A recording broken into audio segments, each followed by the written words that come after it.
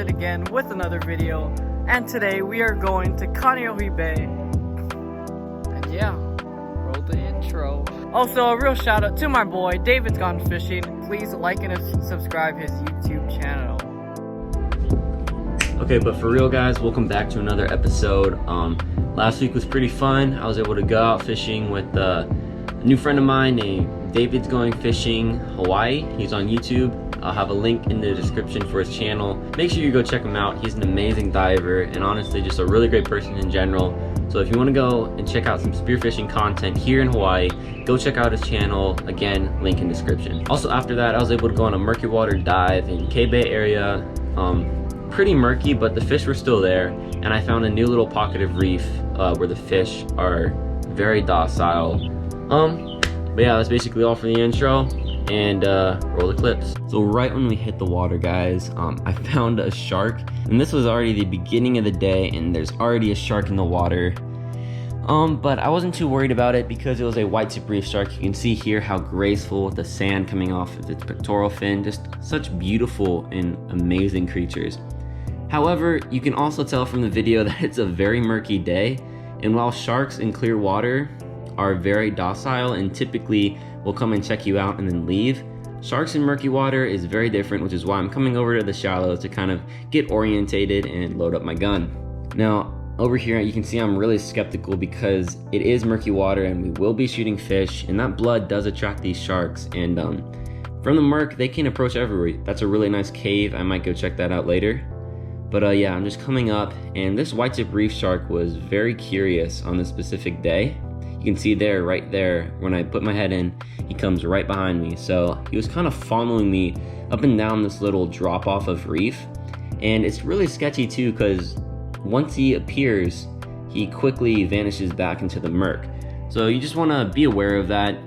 But ultimately, they don't really pose a threat, and just really great and beautiful creatures.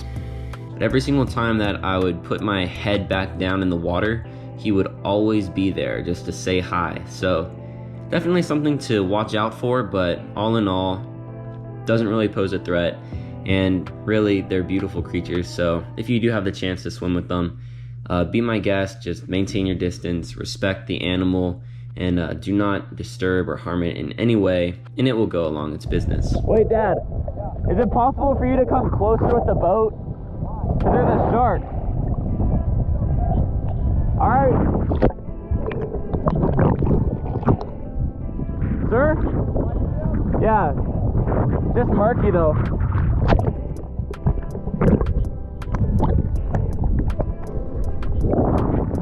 I got my eye on him.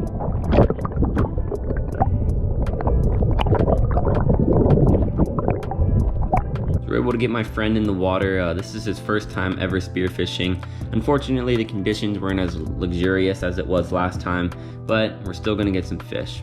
So here's the first clip. I'm just over here, and this school of goatfish, or veke, just come right out of nowhere. So I pick out the biggest one, and I kind of take a vertical shot. Very lucky, but I'm able to tag him, and he heads straight underneath this coral ledge. I've heard these fish are really good steamed. I'm gonna have to try that. I made a goatfish omelet out of this guy, and it was really good. The meat is really nice, but I will have to try some goatfish steamed because I heard that's the best way. Yeah, very lucky shot. I shot him really low. Don't know how I got him vertically, but good stuff. Right now I'm just dispatching the fish so we don't have any more of those unwanted guests during our spearfishing trip. And yeah, really beautiful goatfish. Really fortunate to be able to get one on this trip. What I've done in the past is I've just fried these goatfish, but they tend to fall apart. So if you ever get goatfish, I kind of learned that the hard way. Best way is not to fry them. It'll still turn out good, but the meat does fall apart, and then you're just kind of left with some bones and you're trying to pick out all the meat. But yeah, I'll have to try out a steamed goatfish. I've heard that's a lot better, and yeah. So right here, I've found a group of palani or pualus. I'm not really sure which. But I'm just kind of stalking them, and I'm going to dive down soon. It's pretty shallow. I'd say it's about 10 feet max. So you can find some pretty big fish in just 10 feet of water. You don't have to go out to 40 or 50 depth range. You can find a bunch of good fish inshore. But these fish were kind of skittish. They're staying towards the outside. You can see I only have 2 bands loaded right now, so I probably couldn't take those shots. But I'm just kind of watching them, and I'm about to find a lot more of those palanis or pualus later on in the video at a new spot. So over here is the new spot, and right here I'm creeping up to this ledge, and you can actually see a huge to'au comes out from underneath the rock, and I see it too late. So I'm just staying there with my gun. I'm just hoping that it peeks its head back out. Unfortunately, it doesn't peek its head back out of that rock, but I noticed to the left that there's an opening on the other side. So I decided to go check it out, and sure enough, he was there. So this is the opening right here. You can see some butterfly fish coming out, but there was actually a huge to'au right there. You can see his tail, and there was also an ali'ihi, which is going to show up soon right there. But right now I'm focused on that to'au because ali'ihi are hard to clean, but he ducks back into the coral, and it's just so difficult, especially with a big gun like this. Shooting into a hole like that at this angle, it's just much better to have a 3-prong in this instant, or at least that small reef gun that you see in my other videos. But yeah, this big gun probably wouldn't have been able to get the job done, but now I do know where they are. I saw a few other to'au that were of nice size over in this area as well. So next time I'm definitely bringing my 3-prong and see if I can go around the corner and get him off guard with that, instead of, oh shoot, you can see there that he just sped out from underneath the ledge. But yeah, that's why the 3-prong would be helpful, because then I can just pull around the corner, get him off guard, instead of using this huge cannon. Look for him some more underneath some more ledges, but couldn't find anything, and I guess I'm just gonna have to move on and try again another day. So right here, I'm looking inside of this crack. I thought I saw a roy, but I look to my left and I see all of those pualus after checking out this other crack, and there's a huge school of them. So I'm gonna go get my gun, and then I'm gonna try and get one. So now I'm just waiting, and I only have 1 band loaded, and this huge school is just creeping up, just picking out a fish, and I try and shoot. But since it's only 1 band, I miss. I think the fish got spooked away. It had too much time to react. So I'm gonna go ahead and reload. And this time I'm gonna load up 2 bands and drop again. So over here I see this school, and I'm just gonna drop and wedge myself in between this crack. When you conceal as much of your body as you possibly can, the fish become curious and they'll come over for a closer look. So I just pull around the corner and I speared that one right there.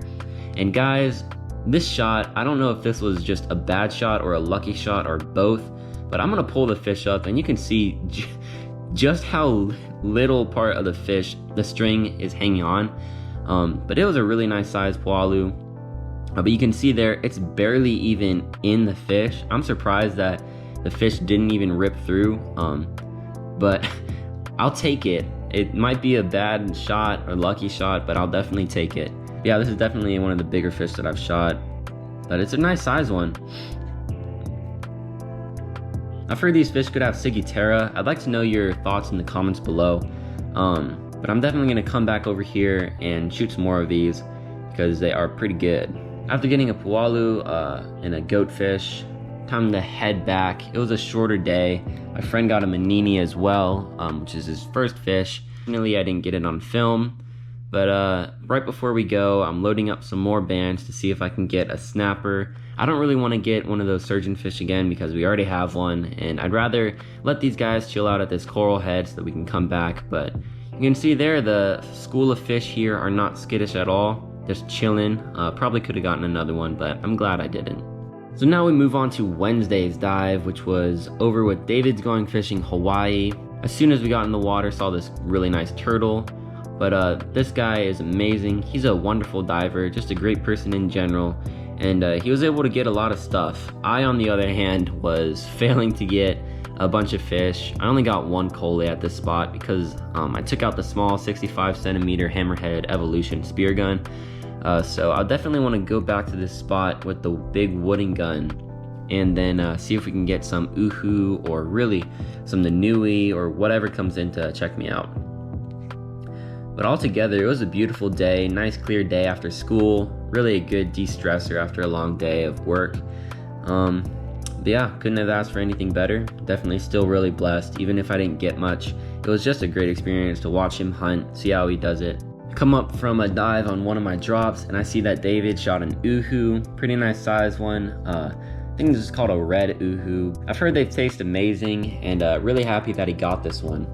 He actually said that he speared another one that was much larger earlier in the day, but it went underneath a ledge, and we were there for a good 7 minutes to 10 minutes trying to see where it was, and he says that he saw it swim out of the back. So unfortunately that one got away, but hopefully he can go back to this spot and get another one. Right here I'm hunting this Nanui. I don't even know how I missed this shot. He was in range. That was just my bad aim. Yeah, it's definitely still got to practice with this smaller gun, especially at targets that are moving pretty quick. But there's a ton of Nanui here. I have some other Nanui spots on the other side of the mountain that I can definitely go to. Yeah, just a really beautiful day in general. So right here, I'm just gonna take a drop. I saw a cole in the distance. The sun is starting to go down. We didn't have a longer dive just because we launched at 4 and the sunset was at about 6:30 to 6:45, and I just wanted to get at least one fish. So coming down here, I saw a cole from the top. There's a school of goatfish that comes up right here, but you can see the cole. So I just line up, tag him, but at least I get one fish for the stringer. And yeah, these cole are amazing fryers, and it's really cool because in the old Hawaiian times, they were actually only supposed to be eaten by royalty. So it's quite an honor to be able to go ahead and consume these fish, cook them up for the family, and yeah, altogether, great tasting fish. Right here, unfortunately, I didn't get it on footage, but David speared a nice size Amilu. As we were heading back, I saw it just swimming up to us, and before I could even show it to David, he was already on it. He was able to spear it with a nice tail shot. And yeah, such a beautiful pelagic fish, but this one's a nice size one, and it was really cool to be able to get one on the way back. But yeah, if you want to see more content like this from David, again, his channel link is in the description, so please go check it out. And that's all for the video for today. If you enjoy content like this and want to see more content like this, please consider hitting the subscribe button, giving a thumbs up on the video, and commenting down below your opinions, and just letting me know what else you want to see on the videos, what you want me to dive for. But that's going to wrap it up for today. I hope to see you on our next adventure. Stay tuned. Thanks for watching.